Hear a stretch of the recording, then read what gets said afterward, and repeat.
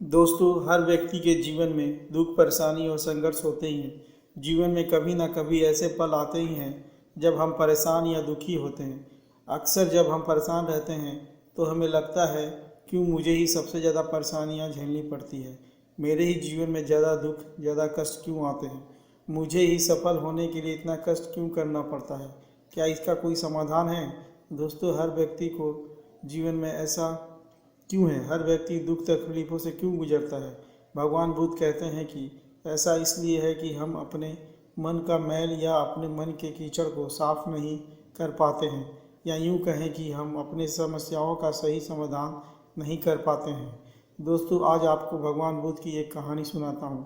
शायद इस कहानी से आपको अपनी समस्याओं का समाधान ढूंढने में मदद मिले। दोस्तों, इससे पहले आप कहानी में खो जाएं, आप सभी से छोटी सी रिक्वेस्ट है, अगर यह कहानी पसंद आती है तो मेरे चैनल को सब्सक्राइब जरूर कीजिएगा ताकि आप मेरे चैनल से जुड़ सके। तो चलिए शुरू करते हैं महात्मा बुद्ध की कहानी। एक समय की बात है, एक गांव में एक किसान अपनी पत्नी और 2 बच्चों के साथ रहता था।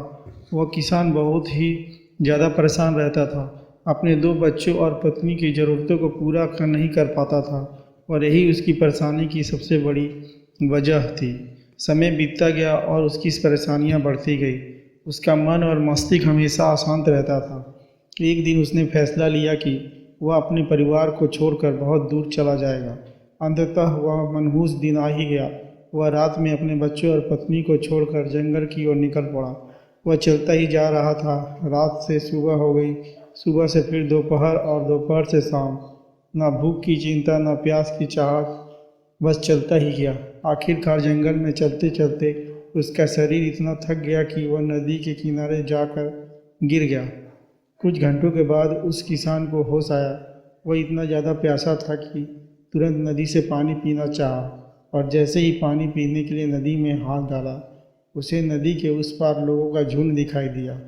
उसने ध्यान से देखा तो वृक्ष के नीचे महात्मा बुद्ध बैठे नजर आए। वह तुरंत दौड़कर उनके पास गया और उनके पैरों पर गिर कर बोला, हे महात्मा, हे भगवान बुद्ध, मुझे अपनी शरण में ले लीजिए। मैं आपका शिष्य बनना चाहता हूँ। महात्मा बुद्ध अपनी शरण में आए किसी भी व्यक्ति को खाली हाथ वापस नहीं भेजते थे। वह किसान तो केवल उनका शिष्य बनना चाहता था। महात्मा बुद्ध ने उनकी मनोदशा को देखते हुए उसे अपना शिष्य बना लिया।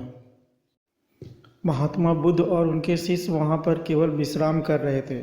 उनका विश्राम भी पूरा हो चुका था। वह किसान भी अब महात्मा बुद्ध का शिष्य बन गया था। अब समय हो चला था उस यात्रा को आगे बढ़ाने का। तो महात्मा बुद्ध अपने शिष्यों के साथ आगे चल पड़े। कुछ दूर जाने के बाद महात्मा बुद्ध को बहुत ज़ोर से प्यास लगी।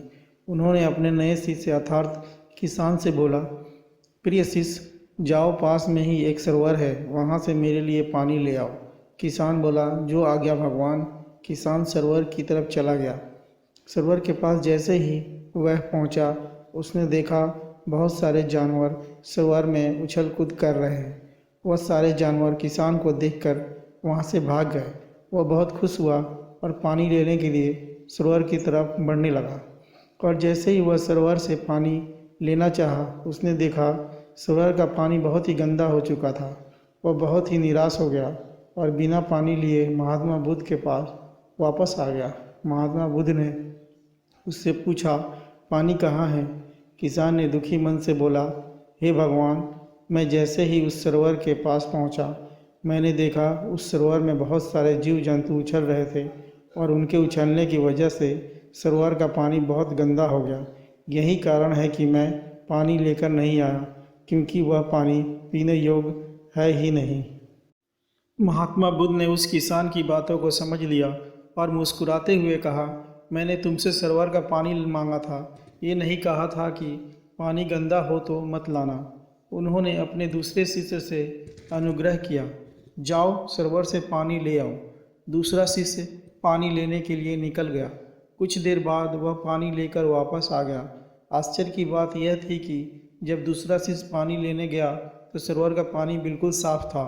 यह देखकर सारे शिष्य बड़े ही आश्चर्यचकित हो गए कि ये करिश्मा कैसे हो गया, क्योंकि पहले शिष्य ने बताया था कि पानी बिल्कुल गंदा है। महात्मा बुद्ध ने सारे शिष्यों की असमंजस को समझ लिया और कहा। सारे जीव जंतु उस पानी में उछल कूद कर रहे थे। तब उस दौरान सरोवर के तल में बैठी हुई सारी गंदगी ऊपर आ गई। परंतु जितने समय में प्रथम शिष्य वापस आया और दूसरा शिष्य वहाँ पर गया, उस दौरान पानी बिल्कुल शांत था। उस शांत पानी में सारी गंदगी धीरे धीरे नीचे बैठ गई और सरोवर का पानी पहले की तरह शांत हो गया। भगवान बुद्ध ने फिर बोला, प्रिय शिष्यों, अगर उस सरोवर में किसी भी तरीके का कोई हलचल नहीं होता तो उस सरोवर का हर एक चीज़ वहीं होता जहाँ उसे होना चाहिए था। परंतु हलचल की वजह से सारी गंदगी पानी में मिल गई और वह पानी गंदा हो गया। इसी प्रकार से हर एक व्यक्ति के जीवन में भी तरह तरह की परेशानियाँ और कठिनाइयाँ आती हैं, जिसकी वजह से हमारे मन में हलचल सी मच जाती है। हमारे दिमाग और मन अशांत हो जाता है। तत्पश्चात हम कोई ना कोई गलत निर्णय अर्थात फैसला ले लेते हैं। परंतु हम अगर थोड़ा समय देकर उन कठिनाइयों, परेशानियों और समस्याओं को समझने की कोशिश करें तो हमारे मन की हलचल उस सरोवर के पानी की तरह शांत हो जाएगी, जिससे हम अपने जीवन में सही निर्णय का चुनाव करते हुए अपनी समस्याओं का हल निकाल पाएंगे। किसान को महात्मा बुद्ध की सारी बातें बिल्कुल साफ साफ समझ आ गई। किसान ने महात्मा बुद्ध से क्षमा मांगी और उन्हें धन्यवाद किया कि उन्होंने उससे एक बड़ी गलती करने से रोक लिया। वह अब वापस जाके अपने परिवार के साथ रहेगा और शांत मन के साथ अपनी समस्याओं का निपटारा करने की कोशिश करेगा। दोस्तों, समय के साथ साथ हर एक इंसान की ज़रूरतें बढ़ती ही जाती हैं। हो सकता है किसी की ज़रूरत कम हो या किसी की ज़्यादा। हमें इन ज़रूरतों को पूरा करने के लिए मेहनत तो करनी ही पड़ती है। हाँ, ये ज़रूर है, हमें इन ज़रूरतों को पूरा करने के लिए ढेर सारी मेहनत और कठिनाइयों का सामना करना पड़ता है और इसके कारण हमारा मन अशांत और निराश हो जाता है और हम कभी कभी गलत निर्णय और फैसले ले लेते हैं, जिनके कारण हमें आगे चलकर पछताना पड़ता है। आप खुद सोचिए, जब आप कठिन समय में होते हैं तो आप ज़्यादा घबराते हैं। आप उस समस्या से निकलने के लिए ज़्यादा हाथ पैर मारते हैं।